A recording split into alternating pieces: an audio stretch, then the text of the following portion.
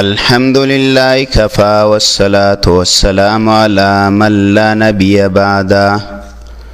أما بعد فأعوذ بالله من الشيطان الرجيم. بسم الله الرحمن الرحيم.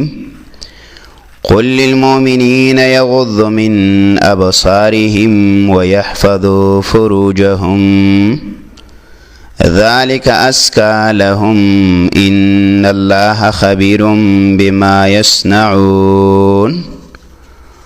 وقال النبي صلى الله عليه وسلم غضوا أبصاركم واحفظوا فروجكم. مخکنی بیان کې منګه د حیا خبره کړې وه. حیا د ایمان یو لویه حصه ده. حیا د څه نه پیدا کیږي؟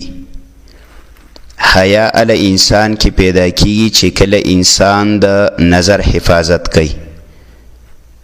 قرآن کریم کې الله مؤمنانو ته دا حکم کړی چې قل للمؤمنین یغضوا من ابصارهم. الله مؤمنانو ته ووایا چې خپل نظرونه ښکته کوي. ويحفظوا فروجهم او الله د خپلو شرمګاهونو حفاظت وکوي. د دې نظر د ښکته کولو او د شرمګاه د حفاظت کولو الله د دې پیدا بدای چې ذالک ازکا لهم، دا بډیره پاکیزه وي دیو لره. الله تعالی خبردار دی په هغه څه باندې چې دا خلک یې کوي. دارنګې د نظر د ښکته کولو حکم الله یوازې مؤمنانو نارینهو ته نه دی کړی. یعنې چې یاره مؤمنان نارینه به نظر ښکته کوي او مؤمنان زنانه به نظر ګندې چوت ساتي، نه، دا حکم عام دی. څنګه چې مؤمنانو ته الله حکم کړی دی چې د نظرونو حفاظت وکړي، نظر ښکته وساتئ، دارنګې مؤمنانو زنانو ته الله حکم کړی دی چې نظر ښکته وساتئ.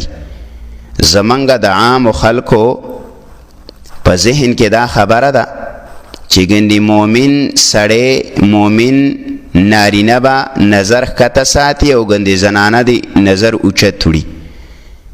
یا د بعض خلکو ذهن کې دا خبرم ده چې مؤمن به نظر ښکته ساتي او ګنې زنانه به پردو سړو ته ګوري. نه، اسلام دواړو ته دا حکم کړی.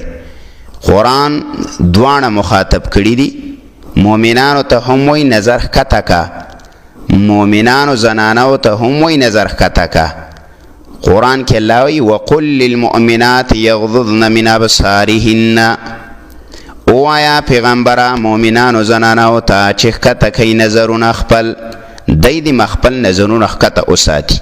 ویحفظن فروجهن او دیم دیم د خپل شرمګاهونو حفاظت وکړي. نو معلومه شوه د قرآن کریم نه دا خبره چې څنګه د نظر د ښکته کولو حکم مؤمن ته دی، نو دارنګې د نظر د حفاظت حکم مؤمن زنانه ته هم دی. رسول الله صلی الله علیه وسلم فرمائی، علامہ ابن قیم رحمه الله دا حدیث را نقل کړي، غضوا ابصارکم، الله وی نظرونه ښکته کوي، واحفظوا فروجکم او د الله نبی وی د شرمګاهونو حفاظت وکړي.